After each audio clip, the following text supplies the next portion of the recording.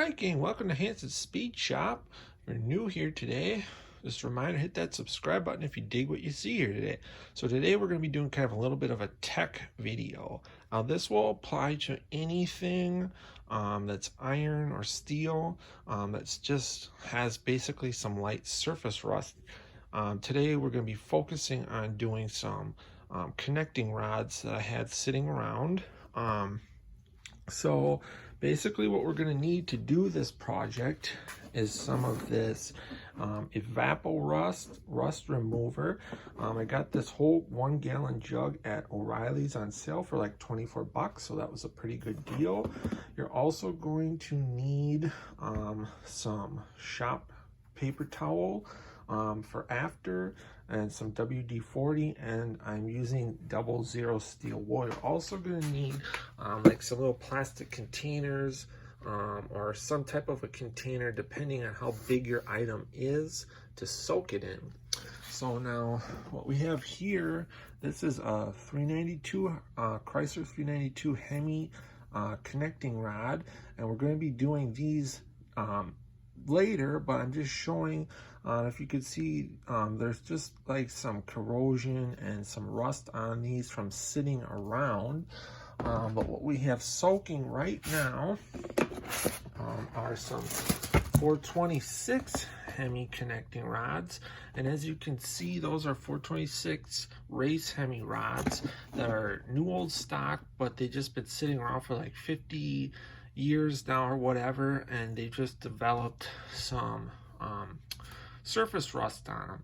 So basically what we do, put them in, you want to make sure they're cleaned and degreased before you do this. You also want to make sure that it's at least like 60 degrees or warmer where you're doing this, because if you're like out in your garage and it's winter time, this isn't going to work very good. So clean them, put them in a little tub or whatever you got depending on how big it is, then cover it with the Evapo-Rust, and then I let these soak for like 24 hours. On the jug it says like 10 to 12 hours. I think that'd probably be okay if it was warmer, but it's not super warm where I'm doing this, so I let them soak for a full 24 hours, and that seemed to work pretty good. So then afterwards we'll go through and show you what I do with them after we pull them out, but they turned out pretty good. So these were the finished product. So after we pulled them out, cleaned them off, dried them off, and I just lightly went over them with the steel wool, and then hosed them down with some WD-40 to keep them from rusting again, and they look like brand new. So super happy. So we're gonna let those rods continue to soak. I just put them in like about an hour ago, and then we'll show you guys what I do after we pull them out. And then after we do these, I'm going to do my 392 rods, and hopefully these are a little bit crustier than the 426 rods, so hopefully these will clean up nice too. So we'll let these soak, and then we'll check back in on them 24 hours from now.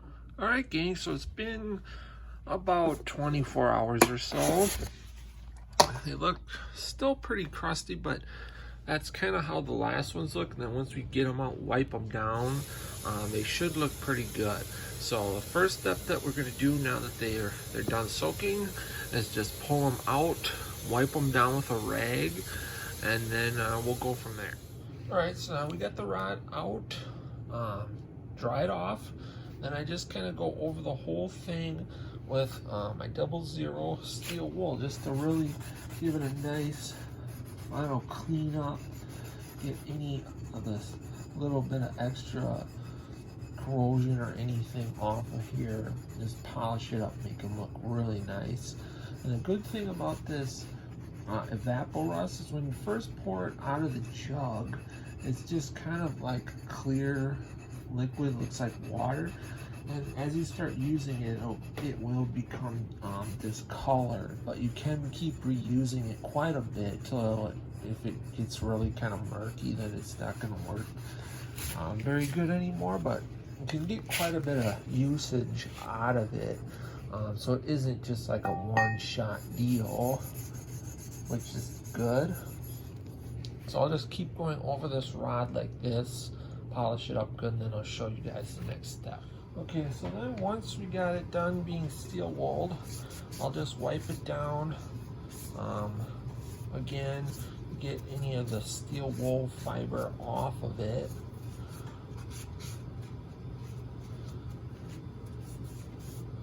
These will get cleaned again before they go into an engine, but it's just good practice and keeping things clean.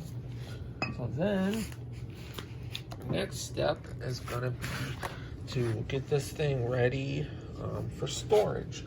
So basically we're just going to get another piece of paper towel, get our WD-40, and then just kind of hose this thing down, let it soak in a little bit, and then just kind of wipe it in,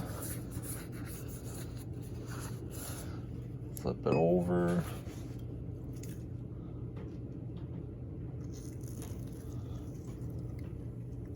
This will just keep it looking really nice till the time comes when I have all my parts and I can start assembling this engine. So that's basically it, guys. And this thing came out looking really nice, as you can see.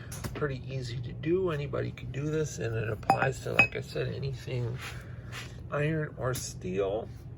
So I hope you guys really dug this project, found it informative. If you have any questions, just want to leave a comment, feel free. But that's going to do it for this one, guys. Otherwise, until next time, get out, work on your own projects, get those hands dirty and greasy, stay cool, and we'll catch you cats on the next one. Thanks for watching.